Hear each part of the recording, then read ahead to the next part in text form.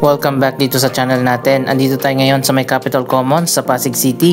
Ngayong 2025, ito ang pinakaunang update natin sa Metro Manila Subway Shaw Boulevard Station.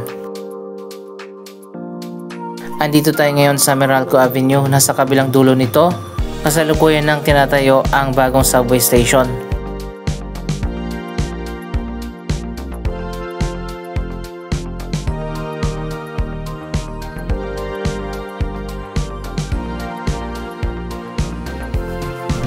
Matagal nang ang sinarado ang bahaging ito ng Meralco Avenue mula dito sa may Estancia Mall hanggang doon sa may Shaw Boulevard.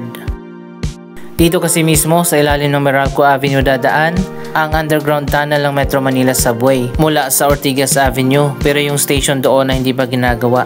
Ang Shaw Boulevard Station muna ang gagawin. Hindi tayo makakapasok dyan dahil sarado na nga yan. Iikot tayo dito sa kabila.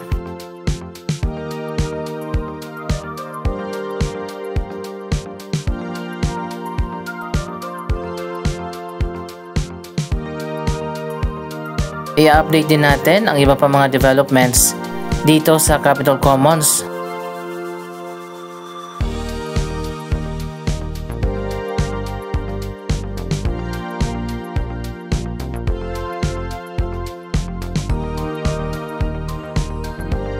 Eto na ngayon ang The Maven. Tapos na ang bagong residential condominium na ito. Dalawa pala yung residential condo dito. Yung isa ay tatayo pa lang.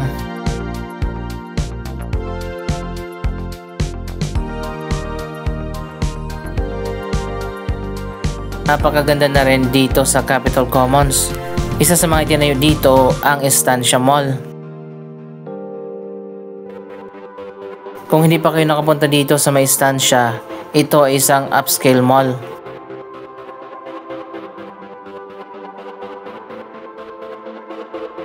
Mga high-end brand at upscale restaurant ang makikita natin dito.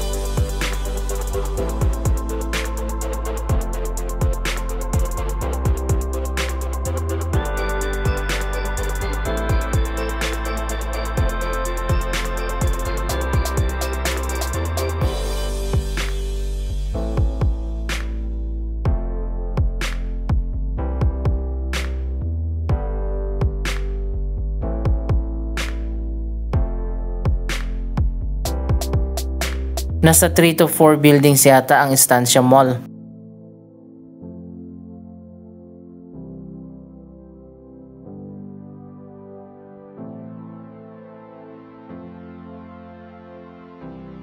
Marami na rin ang nagbukas dito ng mga bagong restaurant at mga cafe.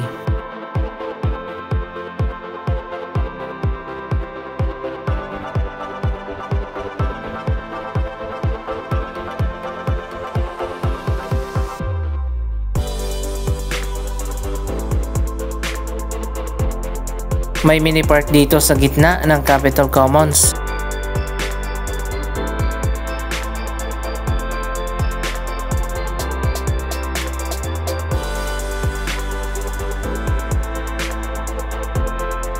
Dalawa na nga ang nauna nang natapos na ultra luxury residential buildings, ang The Royalton at ang The Imperium. Samantala isang bagong residential condominium naman ang malapit na ring matapos.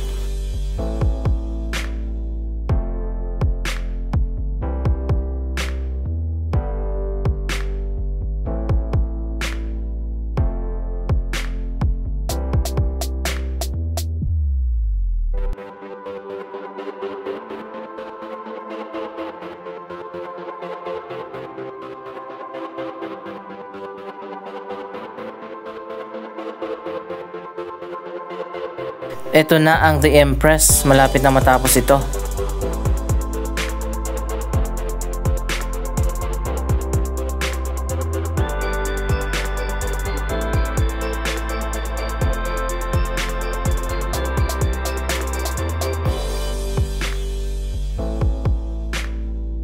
Alam nyo ba ang Capitol Commons ang dating kapitolyo ng probinsya ng Rizal? Noong unang panahon, sakop pa ng probinsya ng Rizal ang Pasig at ngayon nga isa na itong standalone city. Kaya naman ang kapitolyo ng probinsya ng Rizal ay nilipat na sa Antipolo City. May mga food truck din dito.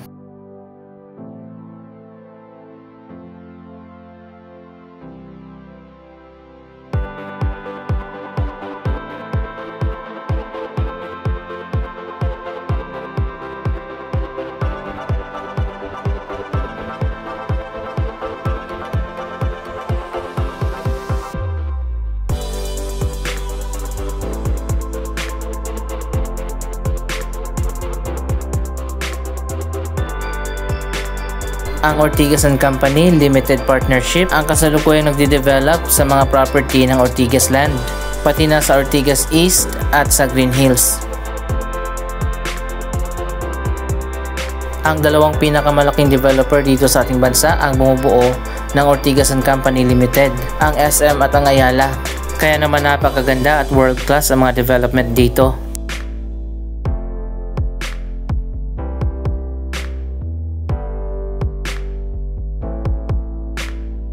Bukod pa sa mga condominium at shopping center, may mga office building din dito.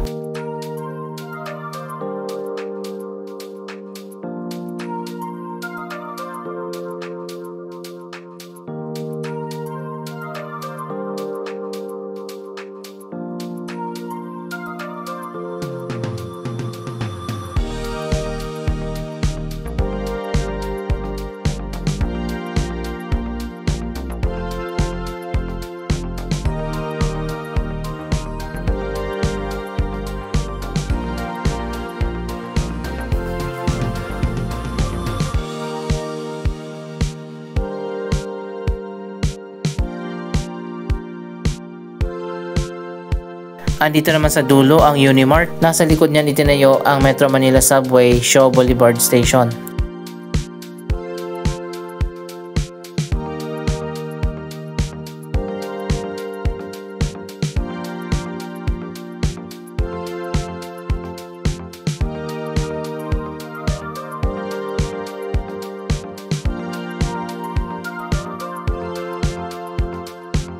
Maraming choices ng restaurant dito sa Capitol Commons.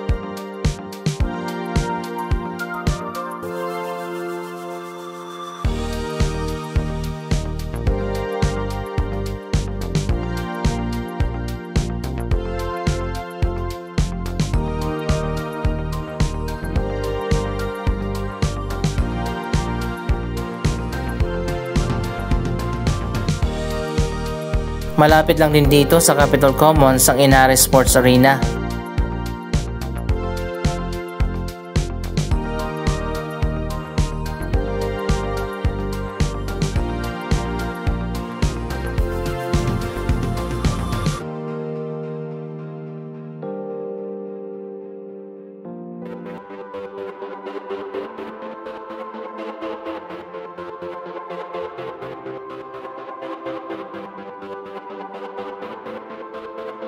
Andito na tayo sa pinaka-busy na intersection dito sa Pasig. Puntahan na natin ang bagong Metro Manila Subway Station.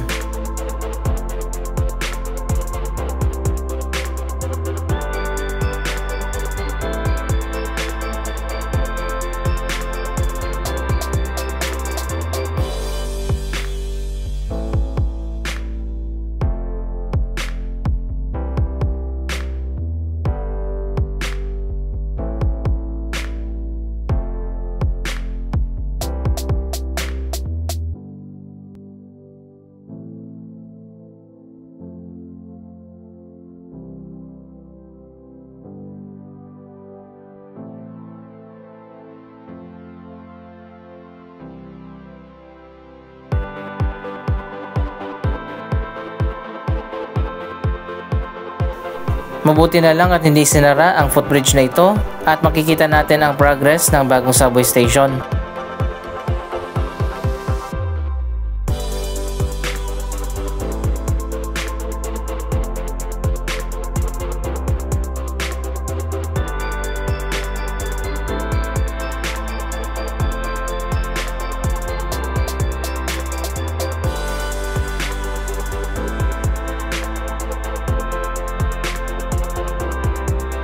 Marami pa mga developments ang itatayo dito sa Capitol Commons sa mga susunod na taon.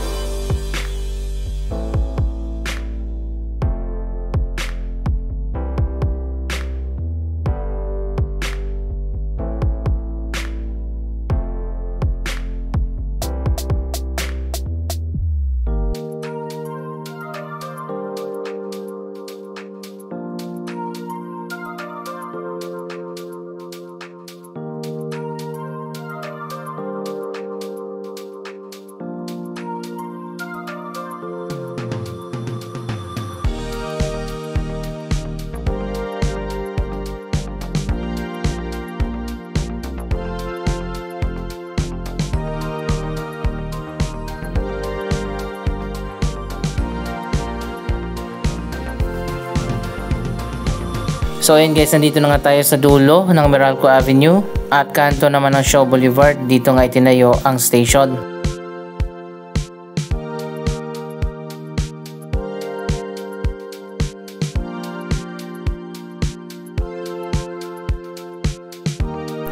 Ngayong 2025, ito na ang latest na progress.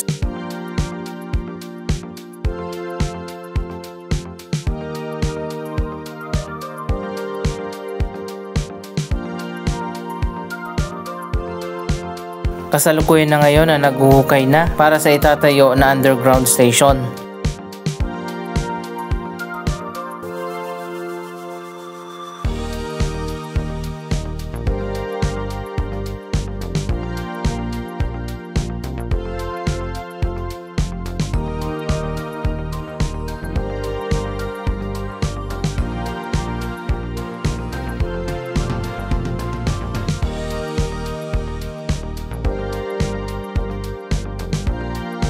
Ongoing na ang iba't ibang mga station ng Metro Manila Subway.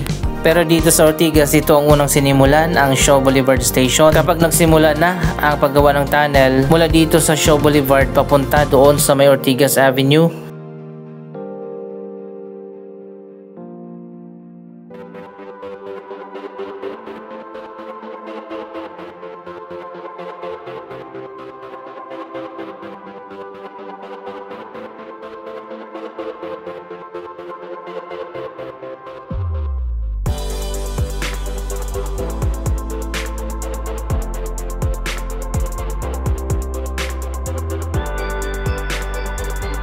So ayun guys, medyo matatagalan pa talaga bago matapos ang Metro Manila Subway.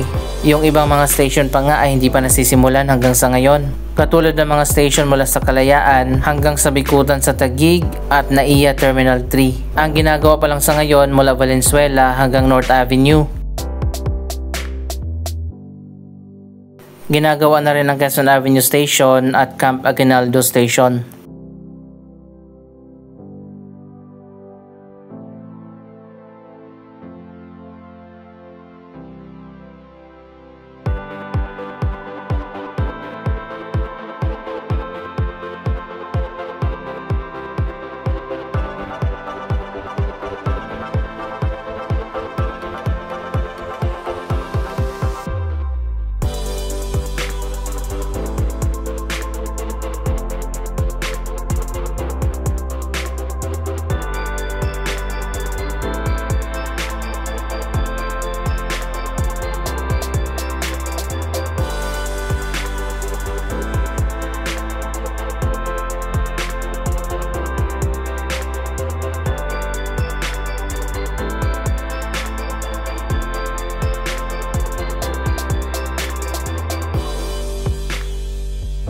Nasa tabi lang ng Unimart ang subway station.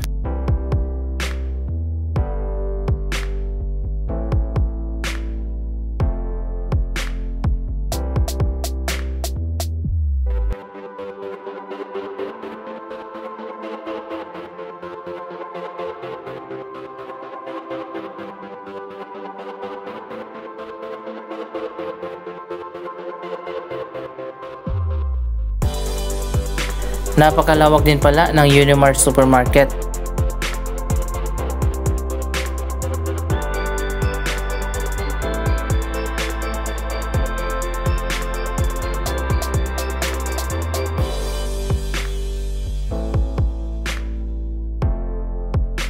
Anong masasabi nyo sa progress ng Metro Manila Subway, Shaw Boulevard Station? Mag-comment lamang dyan sa baba ng inyong mga reaksyon.